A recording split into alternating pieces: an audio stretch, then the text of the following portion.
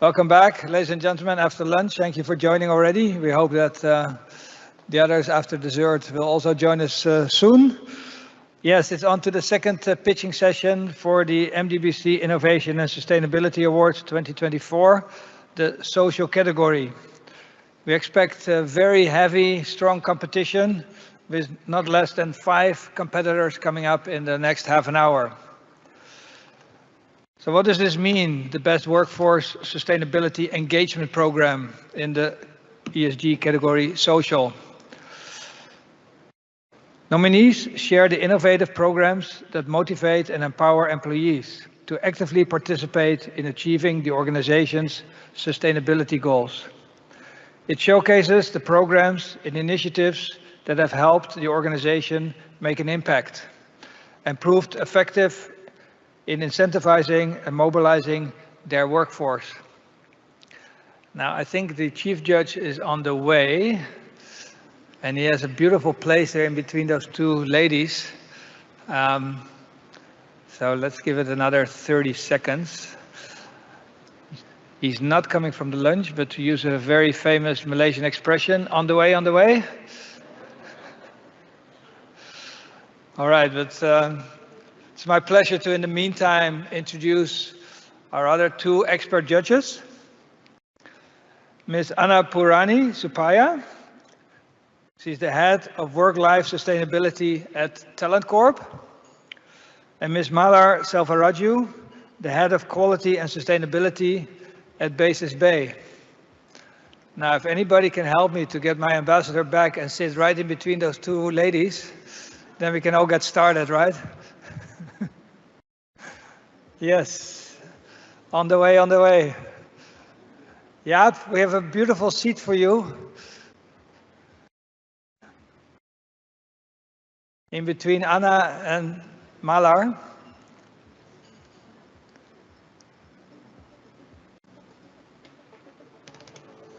And here he is, ladies and gentlemen, our Chief Judge, His Excellency Ambassador Jaap Werner.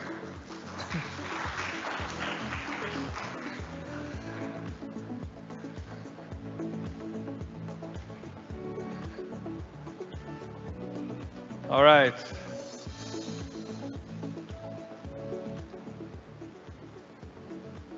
So if the judges are comfortable, we can get started with a request to the audience to pay attention again to the contestants. In the history of MISA, they've never done their pitches in front of such a big crowd. And the wonderful news is also that you will all be able to play a role.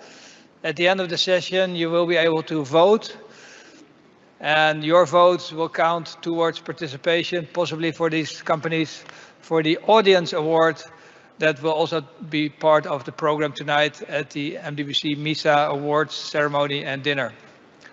All right, are the judges ready? Yeah? Okay. Then let's move on with this category, social sustainability, or workforce sustainability engagement program. And it's my great honor to invite the members of the companies one by one, later on in alphabetical order. And the first one to do the presentation is BC APAC, Mr. Henk-Jan Jongepoering, Senior Vice President.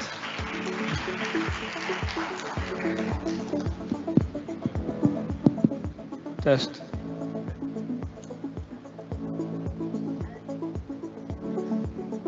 Can we have the timer at 5 minutes, please?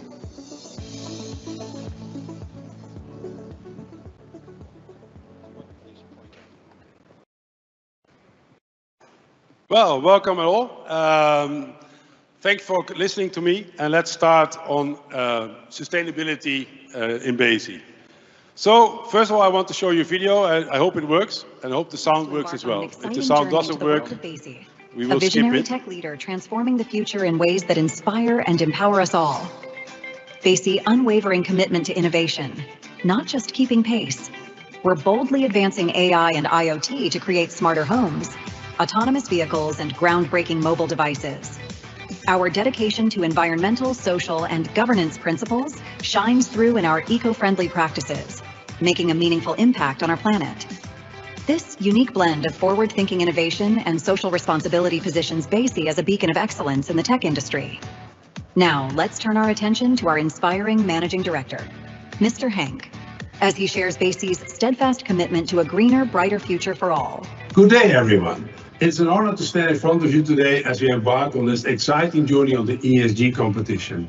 Participating in this event is not just about showcasing our achievements in environment, social and governance practice, but also embracing the spirit of continuous improvement and shared responsibility.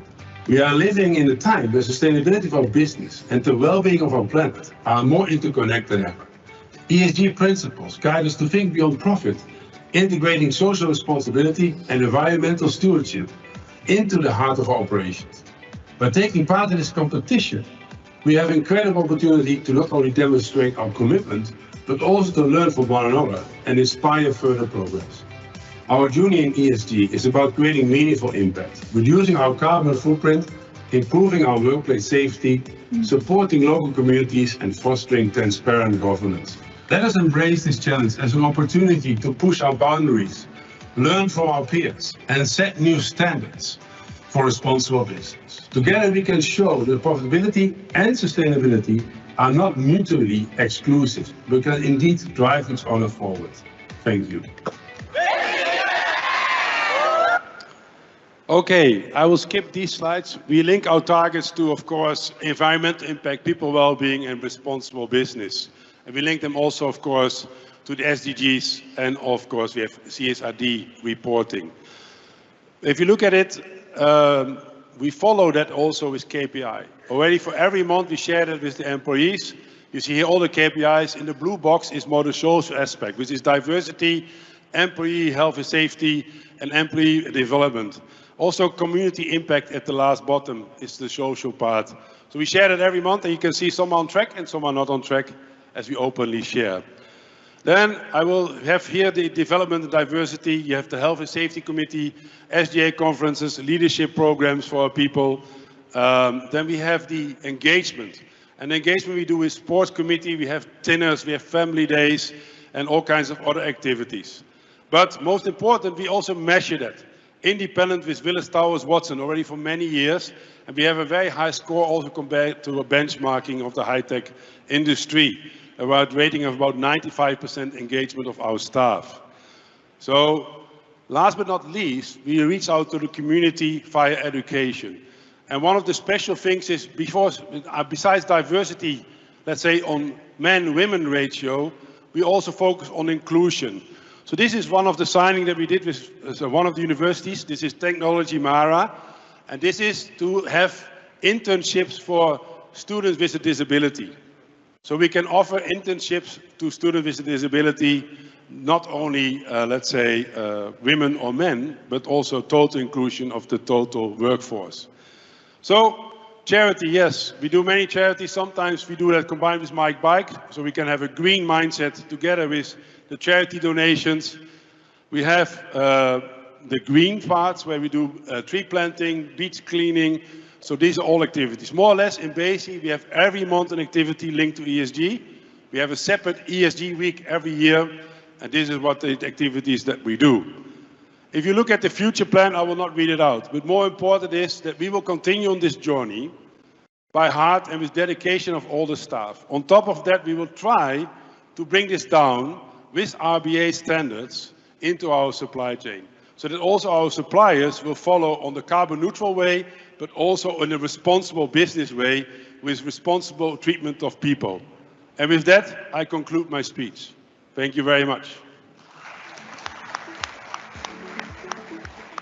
Thank you very much, Henk-Jan. Over to the judges, please. Yes, thank you, Henk-Jan. We have a question, only one question from the entire jury for you, and it comes from Malar. Hello, hi. Thank you so much. I went through the BASE's submission and was amazing. Thanks to your team. Congratulations to you and your team. But I would like to know your employees' involvement in charity activities. How do you actually evaluate the outcome of one-off charity activities that you conduct? It could be at your neighborhood or in different space. It could be at different neighborhoods. or even in schools? And how do you actually basically evaluate it? Correct. So actually all the activities are chosen by the Health and Safety Committee. So they come with the proposal to me. So it's actually fully done by the people. On top of that, what we will do is we evaluate always every event via, we have a feedback form for people to join. I am blessed to say that most of the time we only can have 30 to 60 people joining outside. And we have most of the time hundreds of people that want to join. So we have also a system in place that not always the same people will join these activities. So that everybody has a chance to do something positive. Thank you. Thank you. That's it then. Thanks a lot. More questions? Okay. Thank you, Jan. You're dismissed. Thank you very much.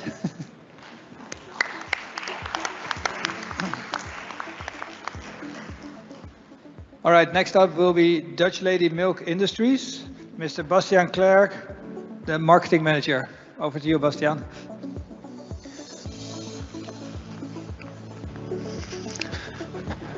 Yeah. Am I audible? 5 minutes. Good afternoon, everybody. My name is Bastiaan de Klerk. I'm a marketing manager at Dutch Lady. At Dutch Lady, we believe a company's strength lies in its purpose. And today, I'm going to tell you a story about how our employees bring the story alive, bring the purpose alive. Not only at the workforce, but also in the communities we serve. 70% of the world's malnourished children live in Asia. It's not Africa, it's Asia, where the biggest problem is if it comes to malnourishment. And if we zoom into Malaysia, the problem is even worse. 21% of the Malaysian children is stunted. That's not only a physical disability, that's also a problem for the IQ, for their society, but also for the Malaysian economy. 15% of the children is underweight. We call it hidden hunger. They get enough nutrients in, but not the right nutrients. There's a lack of micronutrient intake. 84% vitamin D in a country where the sun shines almost every day. 70% of calcium lack of nutrition. These are not challenging numbers. These are alarming numbers in our view. And at Dutch Lady, we are committed to our purpose, nourishing our planet and people in every stage of life. And if it comes to nourishment, we focus on the early life stages, children between 0 and 12. We fortify our products with calcium and vitamin D. But that's not why I'm here today. I would like to tell you what our employees do to help these children if it comes to nutrition. I would like to focus on 3 key activities we have done. First of all, nutrition education that our employees provide to schools and preschools. We work together with MOE, with Papadoan and Kemas to educate the children, the teachers, and the parents. And we see that if you educate them what is the right nutrition to take, it makes a huge difference. It's not only about nutrition security, it's also about nutrition education. And we see that our employees are so much energized when they give these kind of presentations to the children.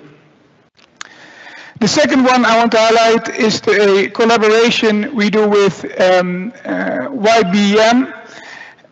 It is for the Orang Asli groups where we hand out milk to the Orang Asli group, kampongs. And these are voluntary works from our employees. On a Saturday morning, they go out to the kampong to hand out the milk to these groups. And we try to do this more regularly, and we have done one event so far, but we have already a couple on our roadmap planned. The last is the picture for myself. We hand out milk at B40 schools in Malaysia. And I've worked 13 years in this company, And last month was the first time I was handing out this milk to these B40 children, and it was my best day ever at the company. The smile on this boy's face when he got this very tasty and very nutritious product was so warming for me that I truly believe this is the way forward.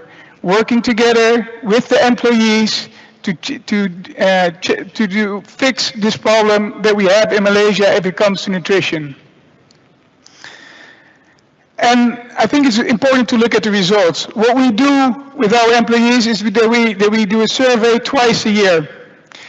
And we found out, we asked them what is the top strength of our company.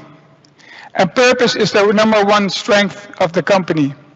And we asked them why. And it is because of these activities we do. So we combine employee engagement together with our purpose. Thank you. That's my presentation.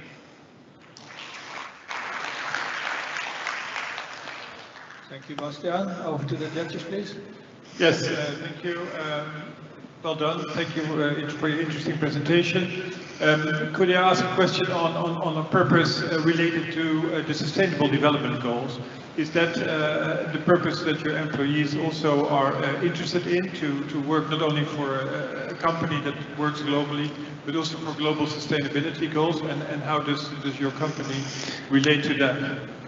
We have a number of sustainability goals, and we divide them in different areas. It's about planet, packaging, and nourishment. And we see that really sustainability is a key driver for engagement. And I think what we see in Europe, it's really much about packaging and footprint management. And in Asia, we still see that the employees are really much engaging if it comes to topics on nourishment. And that's not a surprise if you see the numbers I've just presented. So yes, employees are absolutely engaged if it comes to sustainability. We do see a difference per region if it comes to the topics they engage on within sustainability. Okay, thank you very much. Yes, that's it. Yes, judges? That's it? Okay. That's it. Thank you very much, Bastiaan. Thank you. Very time conscious, Marco. You guys are rapid today. Very good. We need that today. All right, next up is Jung Heinrich, Lift Truck Malaysia, Mr. Jeff Cho, Head of Area Sales. Go ahead, Jeff. Nice orange tie today. Thank you very much.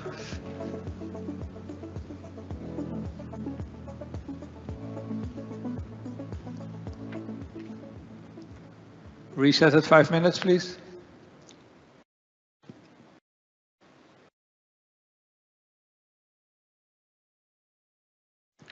Right, good afternoon, ladies and gentlemen, Your Excellency, distinguished judges, and my name is Jeff from Jung Heinrich Lift Truck Malaysia. Okay, imagine each of the electric forklift that has been supplied by us. We are planting a tree here in Malaysia. With this kind of initiative, we are moving towards a much better and greener future. As per quote mentioned here, every tree was once a sapling. We, Jung Heinrich, was rooted here in Malaysia since 2009 as one of the global leader when it comes to intra-logistic solution provider. Our HQ located in Hamburg, established since 1953, and the first ever electric forklift that we have ever built was an electric forklift. So which means sustainability has been in our DNA since day one. Our story here in Malaysia isn't about perfections, it's about progress. So with each step that we took, we are cultivating a sustainability culture that goes stronger every day. With more than 100 over employees here in Malaysia, sustainability is more than just a goal for us, but it's also a shared mission. But the thing is, what does sustainability mean to us as a workforce? Which means we empower each of our employees when it comes to sustainability, give them a responsibility to be part of the sustainability program. Because we believe sustainability comes from within, driven by people, for people.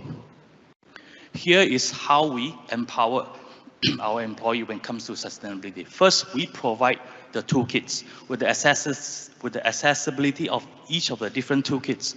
Each of our employees are allowed to become a sustainability champion, allow them to equip the knowledge and let them share externally and internally. Then followed by educate. We provide different kind of learning platform and also SharePoint resources from different kind of knowledge, different kind of actionable tips on how to reduce the industry waste to a household waste, allow them to equip with those kind of knowledge for them to have a further understanding. Lastly, when it comes to exchange, with different kind of platform that has been provided, whether it's a face-to-face or online, we allow each of the employee able to connect themselves around the globe, sharing their idea, their success story when it comes to sustainability, regardless it's from their workplace or from their home. So imagine those impact that we can make when all of us are able to fully utilize this kind of tool set. It is our great honor to participate in this campaign called the Environment Win Twice, organized by 8 Malaysia, which means each of the electric forklift that has been supplied by us, we were planting a tree somewhere in Malaysia. If I'm not mistaken, it's in Kuching. As of now, we have successfully planted 123, and this will be keep on going. On top of that, CSR program, it is also part of our concern. Partnering with Kechara Soup Kitchens, we help them to address the food insecurity by redistributing those surplus meal to those who are in need, whoever they are, wherever they're from. Okay, because it is all about creating a meaningful connections and also improving the life. Her name is Peggy. She's been with us for like 6 to 7 years as a sales manager. A mother of 2 children. Her job is not only to share the knowledge about sustainability to our customer, which is related to our product, but at the same time, she also tried to educate her children on how important it is to make our world more sustainable. On top of that, Elise Wong, our legal executive, has committing herself in participating in food distributing work to show our commitment to embody our core value, which is we care. From Amsterdam to Kuala Lumpur, we are basically creating a bridge connecting in between Dutch positions and also Malaysians' passions. We are planting seed of change, nurturing global partnership and empowering local growth for a more sustainable future. Together, we are driving meaningful change. Join us on this journey towards a sustainable future. Thank you. Yay! Thank you very much. Thank you, Jeff. And with that, I would like to hand it over to the judges. Thank you very much for your presentation. Anna Purani has a question for you. Hi, Jeff. You want to rush down? No, sorry about it. We can speak closer. Oh, yeah, if you don't mind. Hi, Jeff. Very interesting presentation. I would want to understand on this field of lift and so on what you all do. How do you all educate? You are providing tools and everything. How do you educate for the young kids on how it works?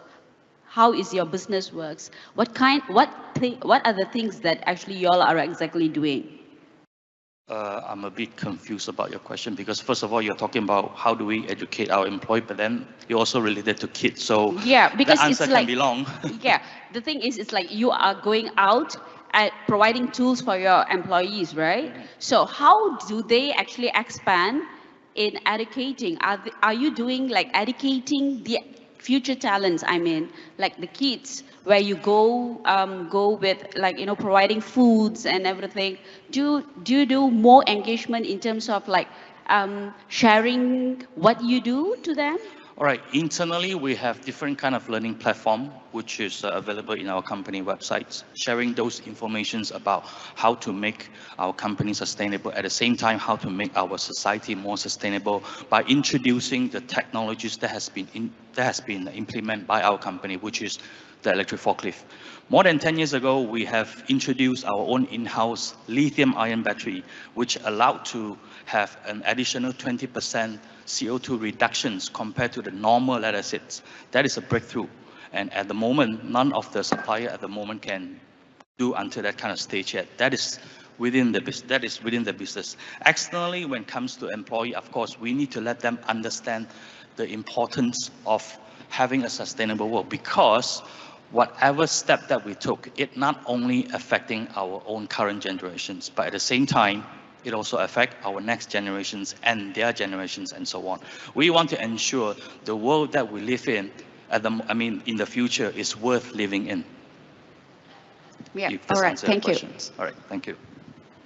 Thank you, Jeff. Those were very wise words at the end. Thank you. Oh, okay. Jeff, this is, it was interesting to see you have an informal session called Sustainable Tea, TEA. Okay. And it's very interesting. So can you just take a minute to share about Sustainable Tea? A session, informal session, engaging with your employees. We do have our own Microsoft Team group chat sessions that actually connect each of the different employees all around the world. So which means if they're interested, they can always join into this sustainability. It's a Teams message. That is just one of the platforms. So each of them, like what I mentioned just now, they can share their own success story on what have they been doing at the workplace with their customer at their home. And at the same time, they also can share their idea, what can we improve according to different kind of office environment, or like, for example, compared to in between Germany and Malaysia. So imagine that would be the initiative that they have done so far. But is it applicable to Malaysia at the moment? Like, for example, our EV situations at this stage, I would say in terms of acceptance level, it is still lower than compared to in Europe, because it's all about mindset. And in order to convince Malaysia consumer to accept from the normal engine car to become an EV, it needs a lot of breakthrough, not just in terms of technologies, not just in terms of facility, but it's always about the mindset. Thank you. All right, thank you, Jeff. So can I go down now? Yes, you have to. You have to go down now. You're free. Thank you. Thank you.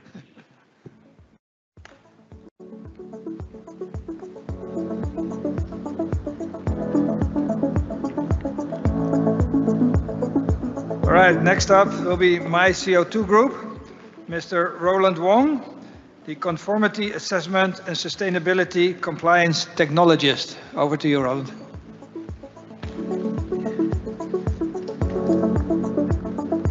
Can I have a reset at 5 minutes, please?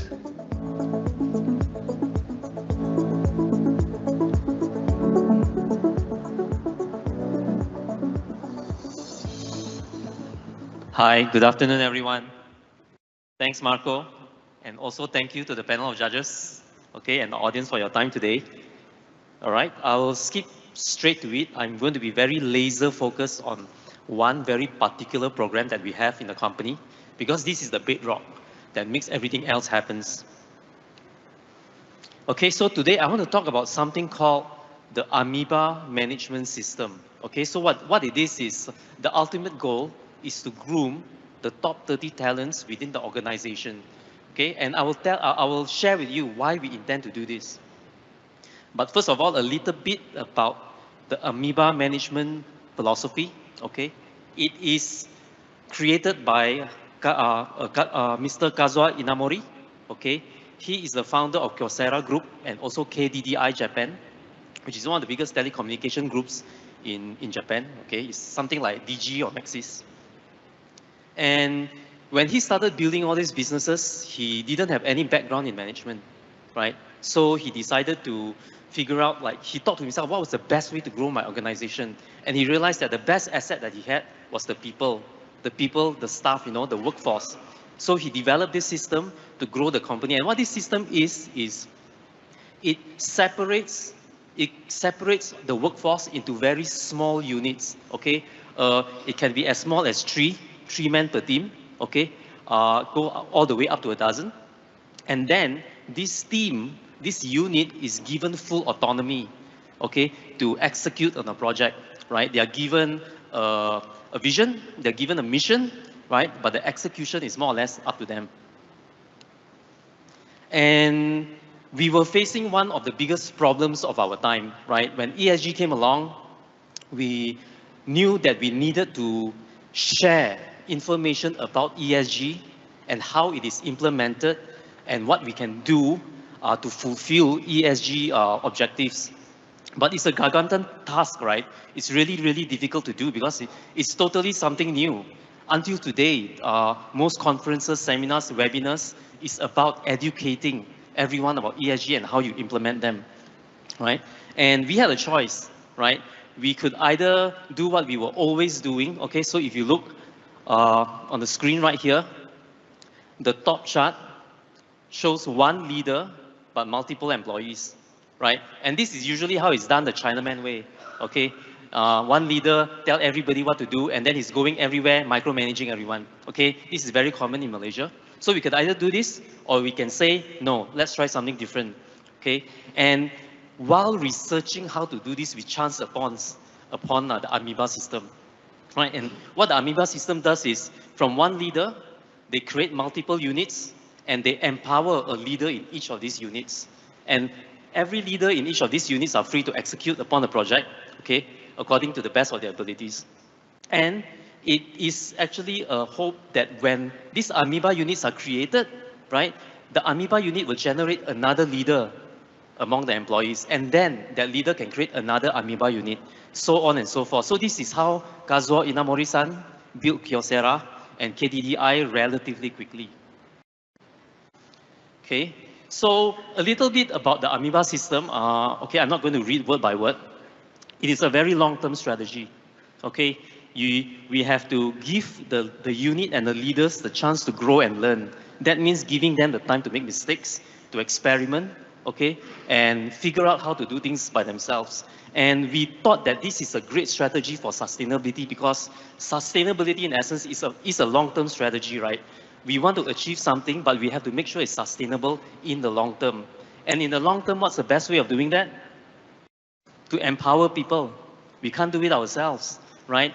Looking at things from the supply chain angle, today, if we want to do sustainability well, it cannot just depend on one company, one organization, one government unit, one bank, one investor. No, we all have to work together. And it only makes sense that this same philosophy is adapted by companies as well. All right, so yeah, these are some of the amoebas in our company. And I open the floor to questions. Thank you, Roland. Over to the judges. Thank you very much for your presentation. I would like to ask more on what you ended with, sort of in your supply chain and how you reach, with your philosophy and your approach, a wider community. Could you expand a little bit on that? That would be interesting. I didn't really hear the last part of the question. I'm sorry. How you work with your supply chain and your stakeholders with this philosophy. Okay. How could you expand a little bit on how you service the wider community with your philosophy? Okay, well, while we can't really force our supply chain to adopt the same Amoeba system, what we found that is when we empower small teams and leaders within our organization, and those leaders will eventually deal with the supply chain, right? They'll be the one going out to the vendors, they'll be the one going out to the investors or to our customers. And if they were already informed, already being aware of what is going on because of multiple Amoeba units spreading the same message, this thing will cascade, right? They will go to the vendor and say the same thing. We are looking at emissions now. Lowered emissions leads to net zero objectives, right? And leads to cost savings, lead to higher efficiency. So if we have multiple of these spokespersons everywhere, the effect is compounded. And eventually, at the very least, if our supply chain do not adopt our same line of thinking, they know that we are thinking this way. So do you think the Amoeba leadership system works for sustainability? And yes, can you provide some evidence how effective it has been for your organization? Well, I'll be glad to furnish you with tangible evidence, but for now I would say, look, I'm an Amoeba system myself. I'm not from HQ. I'm from the technology division. That's why my title was a technologist. And to prove a point, they sent me to do this presentation, right? I was part of an Amoeba unit, and sitting there in the audience today is my next in line to a new Amoeba unit, Mr. Rainer Un. So we come out and practice, and I think I hope you can accept that by practicing what we preach, this should be evidence enough for now. But of course, if you want more concrete evidence, we can furnish that. We learned something today. Thank you so much for giving us Amoeba. Thank you. Thank you, Roland. As you can see, ladies and gentlemen, it's a heavy competition here today. And we're getting ready for the last presentation, after which, of course, you can do the voting. Next up will be SD Guthrie. Pleased to invite Michaela Davy, the Head of Sustainability Compliance Unit. Over to you, Michaela. 5-minute reset, please.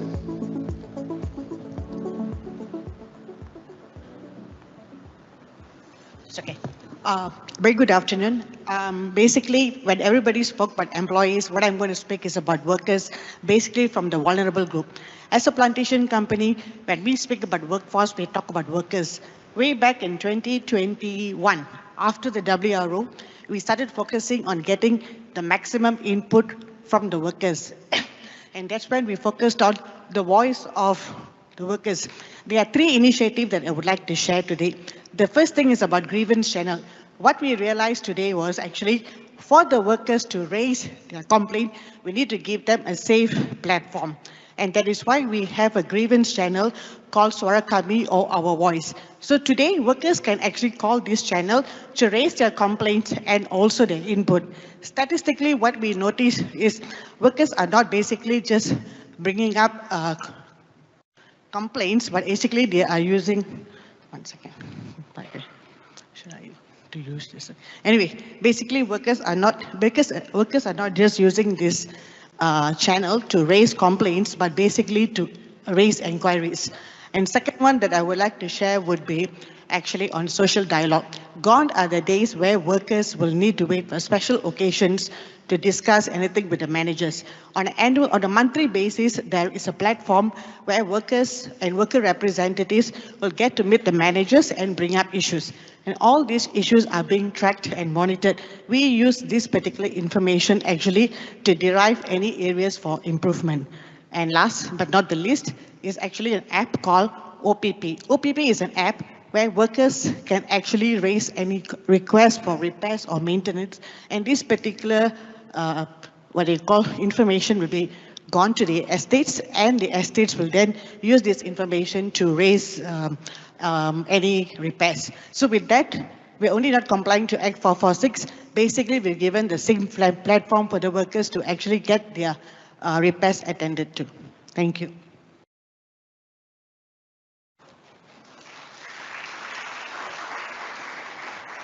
Well, you're by far the fastest today. Hopefully that will give you some bonus points today, Sheila. All right, over to the judges. Thank you. Okay, Guthrie involves a lot of plantation workers. Yep. So definitely distance is an issue. How do you connect to your workers in plantations?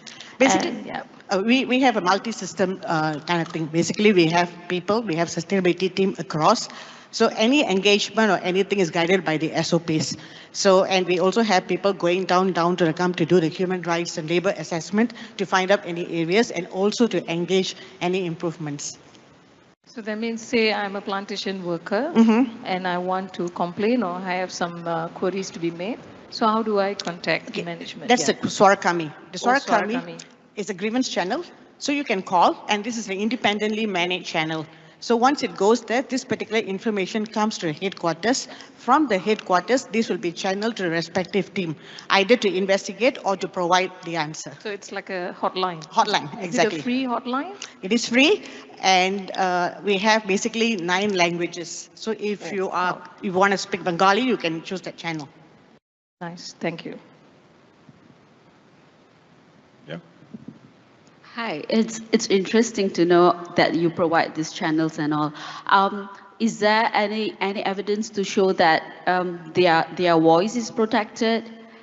Because it is always an issue when it comes to this kind of system that you provide. Exactly, because it is managed independently, a company called Elevate, and it's also managed from headquarters. So when the workers call, the calls do not go back to the operating unit, it goes back to the headquarters. And we have independently and also trained investigators to investigate, and it goes back to the Elevate to evaluate whether the investigation is done properly before a case can be closed. Right, thank you, thank you. Have you received any critical feedback on how this works from the workers? Yes, we also have an annual survey with the workers, participated almost more than 95% of the workers. So the workers will actually, and the two key parameters that we evaluate is their comfort level and the awareness of this channel. So if we see that anywhere the percentage is coming down in a particular unit or whether it's overall, then action will be taken to ensure that workers are comfortable. And we also identified a number of cases. I mean, we also look at this in a way to prevent. So if we see, we do trending, from the trend, then we'll be able to identify what are the potential hotspots and we start addressing them. So it has become a tool for management to improve. Exactly, yes. No further questions? No further questions. Thank you. All right. Thank you very much, judges. Thank you very Sheila. All right, ladies and gentlemen, this past half an hour, you've received a tremendous variety of valuable input from different sectors. Now it's time to take out your phones and help us to do a bit of voting here. To support in the background our panel of judges. You'll see the QR code again. Make sure that you monitor these 5 contestants only. There might be some more names on your screen, but we're talking here about, of course, the category Best Workforce Sustainability Engagement Program, the social element of ESG. We thank you for your strong cooperation, and of course it's nice to get involved. Yes, everybody can vote.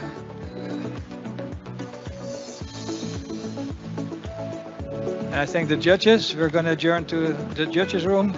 You will see those 5 options. Please pick just one. You have about 30 seconds for that. Thank you for your participation, and the judges will adjourn. This evening at the MDBC MISA Award Ceremony and Dinner, we will announce the winners.